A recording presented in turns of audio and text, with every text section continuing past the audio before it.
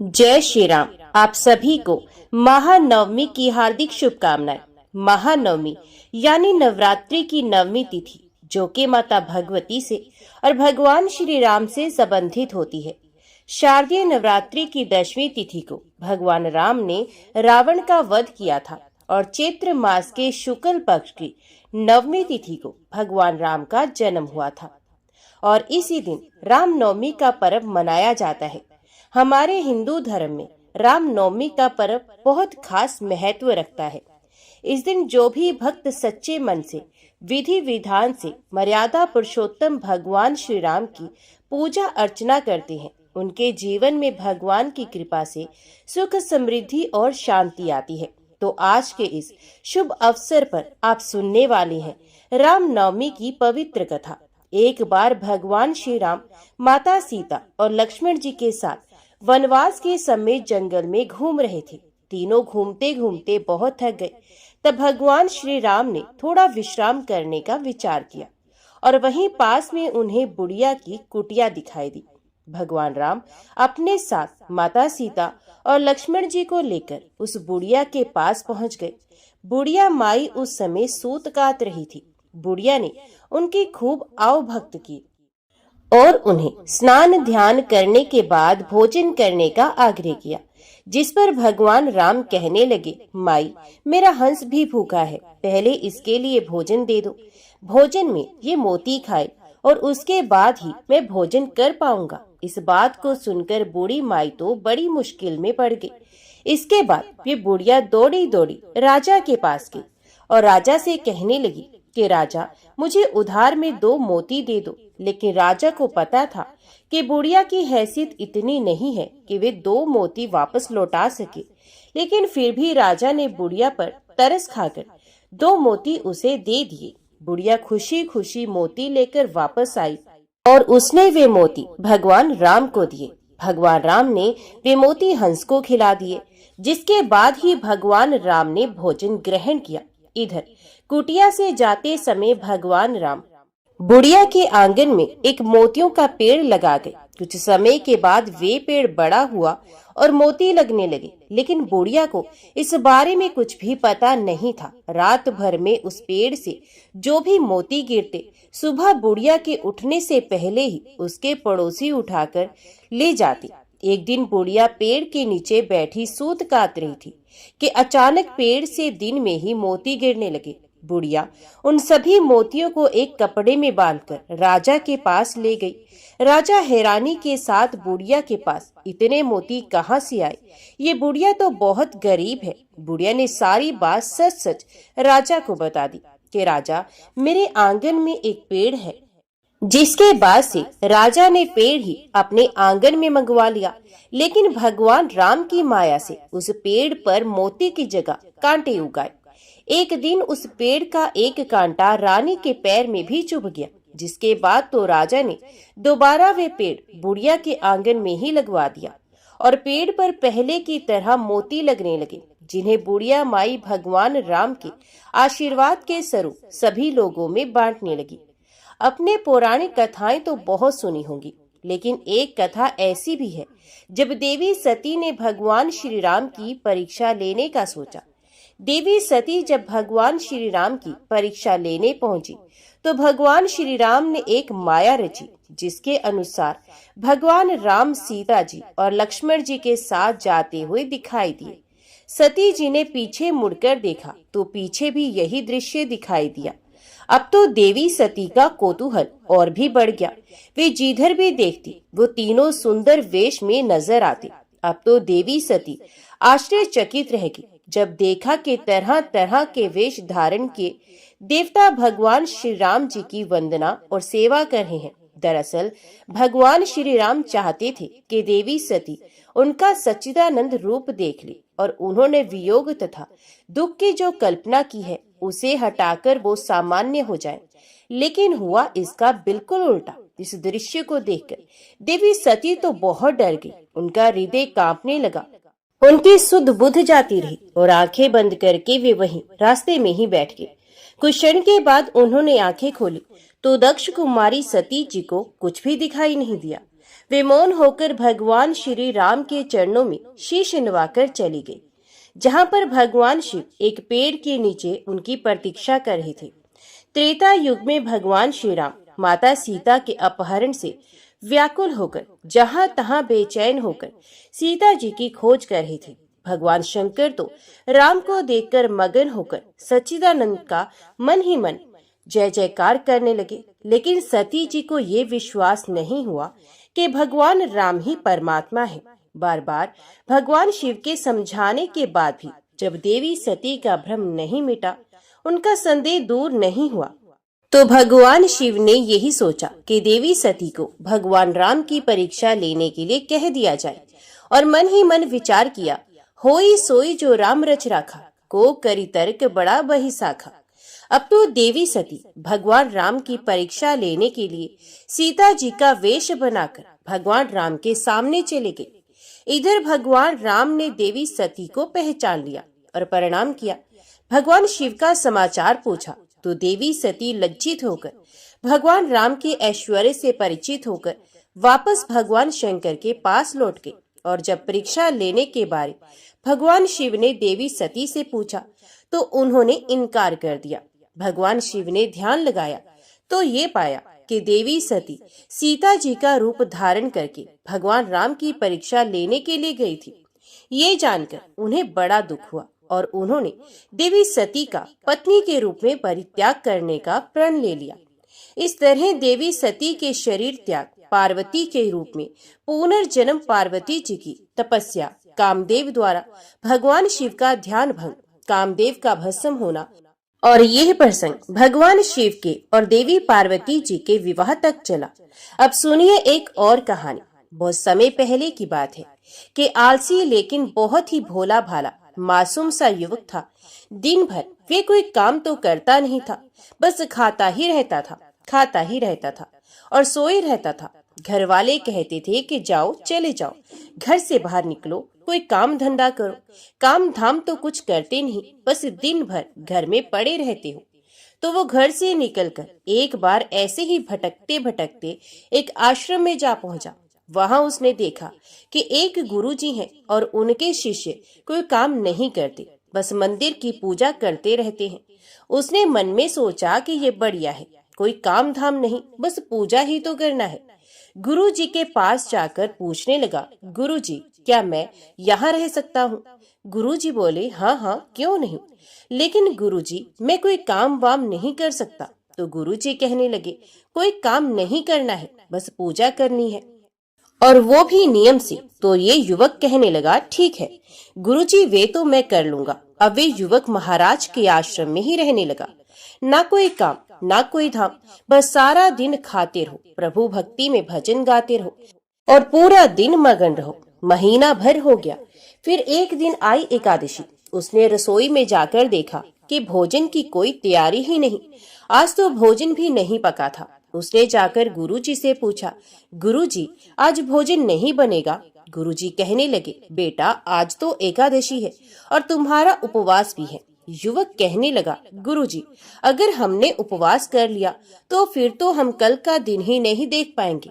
हम नहीं कर सकते उपवास, हमें तो बहुत भूख लगती है। आपने मुझे पहले क्यों नहीं बताया? गुरुजी कहने लगे, ठीक है तुम ना करो उपवास, पर खाना भी तुम्हारे लिए कोई और नहीं बनाएगा, तुम खुद बना लो। अब मरता क्या ना करता। वे युवक किसी तरह से रसोई में गया, बेचारा आलसी जो ठहरा। गुरुजी फिर आए, कहने लगे, देखो अगर तुम खाना बना लो तो राम जी को भोग जरूर लगा लेना और नदी के उस पार जाकर अपनी रसोई तुम्हें बनानी होगी। आज यहाँ पर भोजन नहीं बन सकता। ठीक है गुरुजी। फिर उसके बाद लकड़ी, आटा, तेल, घी, सब्जी लेकर वे युवक वहां से चला गया। जैसे तैसे मुश्किल से खाना भी बनाया। जब खाना खाने बैठा तो याद आया, गुरुजी महाराज ने तो उसे कहा था कि पहले राम जी को भोग लगाना है, उसी के बाद भोजन करना है। अब युवक भगवान श्री राम का ध्यान करके कहने लगा, हे प्रभु आइए और मेरे भोजन का भोग लगाइए। कोई नहीं आया तो वे बेचैन हो गया कि यहाँ तो मुझे जोर से भूख लग रही है और प्रभु राम है कि आ ही नहीं रहे, और गुरु जी की आज्ञा के अनुसार तो मैं बिना प्रभु को भोग लगाए भोजन कर ही नहीं सकता। बेचारा भोला भाला युवक जानता ही नहीं था कि प्रभु साक्षात तो आएंगे ही नहीं। अब गुरुजी की बात उनकी मानना भी जरूरी है। उसने फिर कहा, देखो भगवान जी, मैं समझ गया, अब क्यों नहीं आ रहे। मैंने रूखा सूखा बनाया है ना, और आपको तो खूब स्वादिष्ट भोजन खाने की आदत है, इसलिए आप नहीं आ रहे हैं। तो सुनिए प्रभु, आज वहाँ भी कुछ नहीं बना है। आश्रम में सभी ने एकादशी का उपवास रखा है। खाना हो तो ये रूखा सूखा भोजन ही आपको खाना होगा। भगवान श्री राम अपने मासूम से भक्त की सरलता पर बड़े मुस्कुराए और माता सीता के साथ प्रकट हो गए। सामने भगवान श्री राम के साथ माता सीता को देखकर तो वे युवक असमंजस में पड़ गया। गुरुजी ने कहा था कि भगवान राम आएंगे, लेकिन यहाँ तो माता सीता भी साथ में आ गई हैं, और मैंने तो भोजन भी बस 2 ही लोगों का बनाया है। चलो कोई बात नहीं, आज इन्हें ही खिला देते हैं, खुद भूखा रह लेते हैं। ऐसा विचार कर उसने 2 थाली में भोजन भगवान श्री राम और माता सीता को परोस दिया। फिर बोला, प्रभु आज तो मैं भूखा रह गया, लेकिन मुझे आप दोनों को देखकर बहुत खुशी हो रही है। लेकिन अगली एकादशी पर ऐसा मत कीजिएगा, पहले बता दीजिएगा कि आप कितने जने आ रहे हैं। हाँ, थोड़ा जल्दी आ जाना। भगवान श्री राम उसकी बात पर बड़े प्रसन्न हुए, प्रसाद ग्रहण करके चले गए। अगली एकादशी तक वे भोला भाला युवक वे सब भूल गया। उसे लगा प्रभु ऐसे ही आते रहते होंगे और प्रसाद ग्रहण करते रहते होंगे। फिर अगली एकादशी आई। गुरुजी से कहने लगा, गुरुजी मैं चला अपना खाना बनाने। पर गुरुजी अब की बार थोड़ा ज्यादा अनाज लगेगा, वहाँ 2 लोग आते हैं।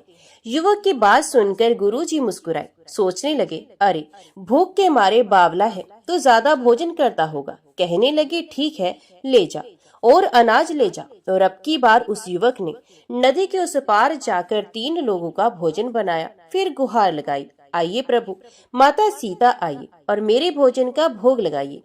भगवान की महिमा भी बड़ी निराली है। भक्त के साथ कौतुक करने में उन्हें बड़ा ही आनंद आता है। तरह तरह से वे भी अपने भक्तों को रिझाते रहते हैं, उनकी परीक्षाएं लेते हैं। अब की बार भगवान राम अपने भाई लक्ष्मण, भरत, शत्रुघ्न और हनुमान जी को लेकर आ गए। अब अपने सामने इन सबको देखकर भक्त को तो चक्कर आ गए कि ये क्या हुआ, एक का भोजन बनाया तो 2 आ गए, आज 2 का खाना बनाया तो पूरा खानदान आ गया। लगता है आज भी मुझे भूखा ही रहना पड़ेगा। सबको किसी तरह से थोड़ा थोड़ा भोजन का भोग लगाया और खुद टकटकी बांधकर एक कोने में बैठा बैठा देखता रहा। अनजाने में ही उसकी भी एकादशी हो गई। फिर अगली एकादशी आने से पहले गुरुजी से कहने लगा, गुरुजी ये आपके प्रभु राम जी अकेले क्यों नहीं आते, हर बार कितने सारे लोगों को ले आते हैं। गुरुजी आप इस बार पिछली बार से ज्यादा अनाज देना। गुरुजी को लगा कहीं ये अनाज बेचता तो नहीं, अकेला खाता है और इतना ढेर सारा अनाज साथ लेकर जाता है, बचाकर भी नहीं लाता। देखना पड़ेगा जाकर सच्चाई क्या है। भंडार में जाकर कहा कि इसे जितना भी अनाज चाहिए दे दो और छुपकर उस युवक के पीछे पीछे चल पड़े उसे देखने। इस बार उस युवक ने सोचा, खाना पहले नहीं बनाऊंगा, जाने कितने लोग आ जाए, पहले बुलाऊंगा, देखूंगा कि कितने लोग आए हैं, उसके बाद ही भोजन बनाऊंगा।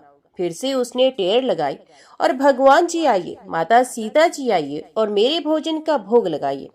अब की बार तो सारा राम दरबार मौजूद हुआ और इस बार तो हनुमान जी भी साथ आए। लेकिन ये क्या, प्रसाद तो तैयार ही नहीं। भक्त ठहरा भोला भाला, बोला, प्रभु जी इस बार मैंने भोजन नहीं बनाया। भगवान राम बोले, अच्छा क्यों? तो वे सीधा साधा भोला सा भक्त कहने लगा, प्रभु जी हर बार तो मैं भूखा रह जाता हूँ, मुझे भोजन तो मिलेगा ही नहीं, क्या फायदा बनाने का, आप खुद ही बना लो और खुद ही खा लो। भगवान राम मुस्कुराए, माता सीता भी गदगद हो गई। अपने भक्त के ऐसे आग्रह को देखकर भगवान राम मुस्कुराते हैं। लक्ष्मण जी बोले, बताइए प्रभु अब क्या करें, आज्ञा दीजिए। भगवान राम बोले, भक्त की इच्छा है पूरी तो करनी ही पड़ेगी, चलो लग जाओ काम से।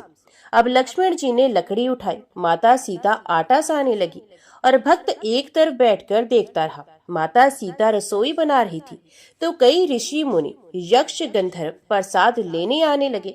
इधर गुरुजी ने देखा कि खाना तो बना नहीं है और ये मेरा शिष्य कोने में बैठा हुआ है। आकर पूछने लगे, बेटा बात क्या है, भोजन क्यों नहीं बना, क्या बात है, भोजन नहीं बनाना क्या? तो वे बोला, अच्छा किया गुरुजी आप भी आ गए, अब आप आकर खुद ही देख लीजिए कितने लोग आते हैं प्रभु श्री राम जी के साथ। गुरुजी बोले, अरे मुझे तो कुछ भी दिखाई नहीं दे रहा, तुम्हारे इस अनाज के सिवा। अब मासूम से भक्त ने अपना माथा पकड़ लिया और कहने लगे, एक तो इतनी मेहनत करवाते हो, प्रभु भूखा भी रखते हो, ऊपर से अब मेरे गुरुजी को दिख भी नहीं रहे, ये तो और बड़ी मुसीबत हो गई। अब वे युवक भगवान श्री राम से कहने लगा, प्रभु जी आप मेरे गुरुजी को दिख क्यों नहीं रहे? प्रभु बोले, नहीं मैं उन्हें नहीं दिख सकता। तो वे युवक कहने लगा, क्यों? मेरे गुरुजी तो बड़े पंडित हैं, ज्ञानी हैं, विद्वान हैं, और प्रभु जी उन्हें तो बहुत कुछ आता है, आप उनको क्यों नहीं दिखाई देते? भगवान राम बोले, बेटा माना कि उनको सब कुछ आता है, वो तुम्हारे गुरु भी हैं, लेकिन तुम्हारी तरह सच्चे और सरल नहीं है, इसलिए मैं उन्हें नहीं दिख सकता। युवक ने गुरुजी से कहा, गुरुजी भगवान तो कह रहे हैं आप सरल नहीं हैं, इसलिए आपको नहीं दिखेंगे। युवक की बात सुनकर गुरुजी रोने लगे, वाकई मैंने सब कुछ पाया पर सरलता नहीं पा सका। बेटा तुम्हारी सच्ची भक्ति है, तुम मन से बहुत सच्चे हो, और भगवान तो अपने ऐसे ही भक्तों को दर्शन देते हैं जिनका मन साफ, शुद्ध और सरल होता है। मैं ठहरा अभागा, भला कहाँ मुझे प्रभु के दर्शन होंगे। गुरु जी की बात सुनते ही प्रभु प्रकट हो गए और उन्होंने गुरु जी को भी दर्शन दे दिए। इस तरह अपने एक भक्त के कहने पर भगवान श्री राम ने रसोई भी बनाई। तो ये थी एक ऐसी कहानी जो कि लोक श्रुति पर आधारित है। भगवान श्री राम के भक्त उनके प्रति जैसा भाव रखते हैं, भगवान भी उनके प्रति वैसा ही व्यवहार करते हैं। जिसका मन सच्चा होता है, जिसकी श्रद्धा सच्ची होती है, भगवान उन्हें किसी न किसी रूप में आकर दर्शन जरूर देते हैं। अभी सुनिए एक और राम भक्त की कथा। एक गांव में भोला नाम का एक व्यक्ति भगवान राम का भक्त था। वे दिन रात राम नाम जपता रहता था। जो भी मिलता उसे राम नाम की महिमा सुनाने बैठ जाता था। गांव वाले उसे बहुत मानते थे, लेकिन उसकी पत्नी उससे बहुत दुखी रहती थी। भोला गांव में एक हलवाई की दुकान चलाता था। वे बहुत मेहनत से मिठाइयां बनाता था। उसकी बनाई मिठाई दूर दूर तक लोगों को पसंद आती थी। कुछ लोग उससे राम राम करके मुफ्त में मिठाई खा लेते थे। उसकी पत्नी का नाम सुमित्रा था।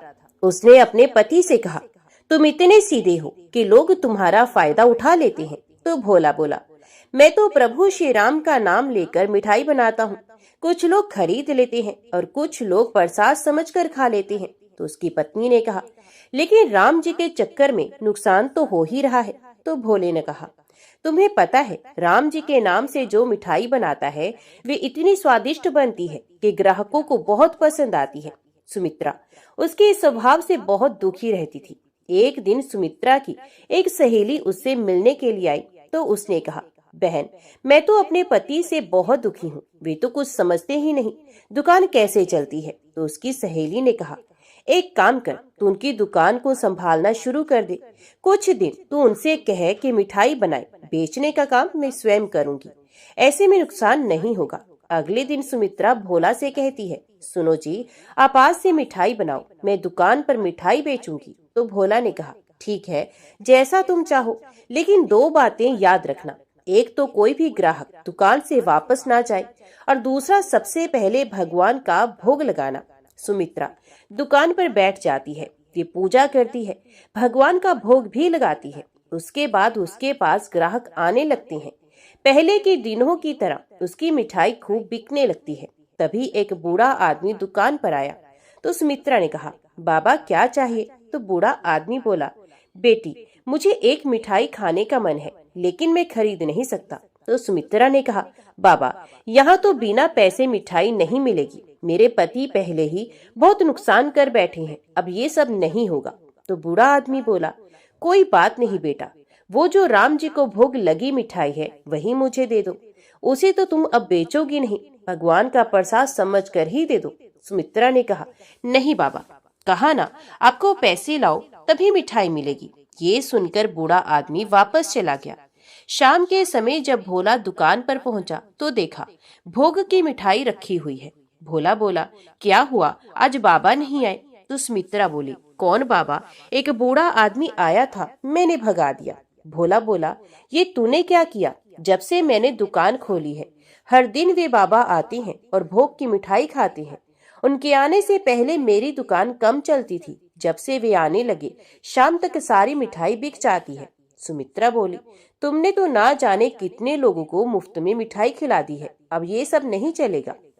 अगले दिन वे बूढ़ा आदमी नहीं आया। पूरे दिन सुमित्रा दुकान पर बैठी रही, लेकिन सारी मिठाई रखी रही, कोई ग्राहक नहीं आया। इसी तरह कुछ दिन और बीत गए, सारी मिठाई फेंकनी पड़ी, घर का खर्च भी चलाना मुश्किल हो गया। हारकर सुमित्रा ने कहा, मुझे लगता है आप ठीक कह रहे थे, अब जल्दी से जाकर बाबा को ढूंढ लाइए, नहीं तो हम भूखे मरने लगेंगे। भोला बोला, अब कहाँ मिलेंगे बाबा? सुमित्रा रोने लगी। अगले दिन भोला दुकान खोलता है, भगवान राम का भोग लगाता है, फिर दोनों एक डिब्बे में मिठाई लेकर मंदिर पहुंच जाते हैं। भगवान श्री राम के चरणों में मिठाई रखकर भोला कहता है, प्रभु आपने आना बंद कर दिया। सुमित्रा ने कहा, ये आप क्या कह रहे हैं? तो भोला बोला, ध्यान से देख श्री राम की मूर्ति को।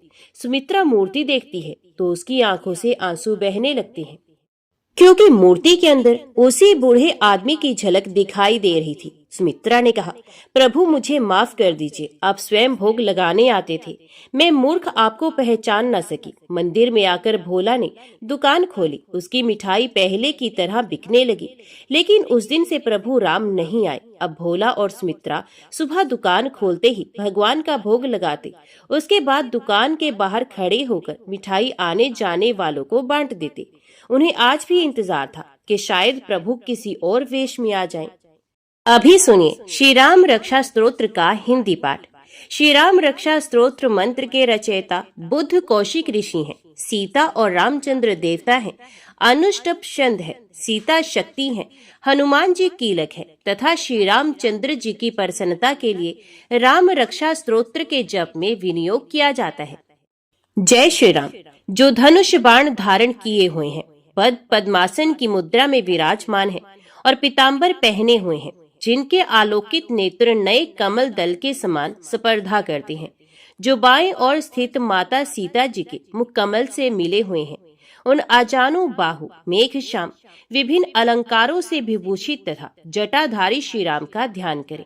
श्री रघुनाथ जी का चरित्र 100 करोड़ विस्तार वाला है, उसका एक एक अक्षर महापातकों को नष्ट करने वाला है। नीले कमल के श्याम वर्ण वाले कमल नेत्र वाले जटायु के मुकुट से सुशोभित जानकी तथा लक्ष्मण सहित ऐसे भगवान श्री राम का स्मरण करके जो अजन्मा एवं सर्वव्यापक, हाथों में खड़ग तुनीर धनुष बाण धारण किए राक्षसों के संहार तथा अपनी लीलाओं से जगत रक्षा हेतु अवतीर्ण श्री राम का स्मरण करके मैं सर्व कामप्रद और पापों को नष्ट करने वाले राम रक्षा स्तोत्र का पाठ करता हूँ। राघव मेरे सर की और दशरथ के पुत्र मेरे ललाट की रक्षा करे। कौशल्या नंदन मेरे नेत्रों की, विश्वामित्र के प्रिय मेरे कानों की, यज्ञ रक्षक मेरे घ्राण की और सुमित्रा के वत्सल मेरे मुख की रक्षा करे। मेरी जीवा की विद्या निधि रक्षा करे। कंठ की भर्त वंदित, कंधों की दिव्यायुध और भुजाओं की महादेव जी का धनुष तोड़ने वाले भगवान श्री राम रक्षा करे। मेरे हाथों की सीतापति श्री राम रक्षा करे। हृदय की चमदग्नि ऋषि के पुत्र परशुराम जी को जीतने वाले मध्य भाग की खर नाम के राक्षस के वध करता और नाभि की जामवान की आश्रयदाता रक्षा करे। मेरे कमर की सुग्रीव के स्वामी, हड्डियों की हनुमान के प्रभु और कानों की राक्षस कुल का विनाश करने वाले रघुश्रेष्ठ रक्षा करे।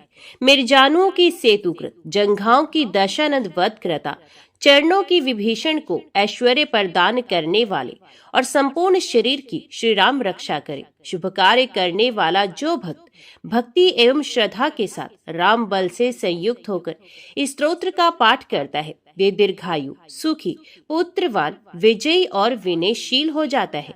जो जीव पाताल, पृथ्वी और आकाश में विचरते रहते हैं अथवा शद्दम वेश में घूमते रहते हैं, वे राम नामों से सुरक्षित मनुष्य को देख भी नहीं पाते। राम, राम भद्र तथा रामचंद्र आदि नामों का स्मरण करने वाला राम भक्त पापों से लिप्त नहीं होता। इतना ही नहीं, वे अवश्य ही भोग और मोक्ष दोनों को प्राप्त करता है। जो संसार पर विजय प्राप्त करने वाले मंत्र राम नाम से सुरक्षित इस स्तोत्र को कंठस्थ कर लेता है, उसे संपूर्ण सिद्धियां प्राप्त हो जाती हैं। जो मनुष्य वज्र पंजर नामक इस राम कवच का स्मरण करता है, उसकी आज्ञा का कहीं भी उल्लंघन नहीं होता तथा उसे सदैव विजय और मंगल की ही प्राप्ति होती है।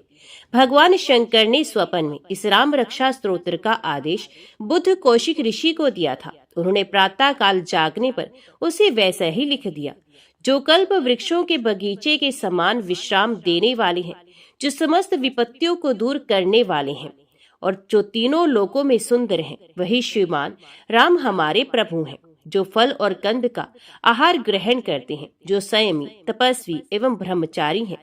वे दशरथ के पुत्र राम और लक्ष्मण दोनों भाई हमारी रक्षा करें।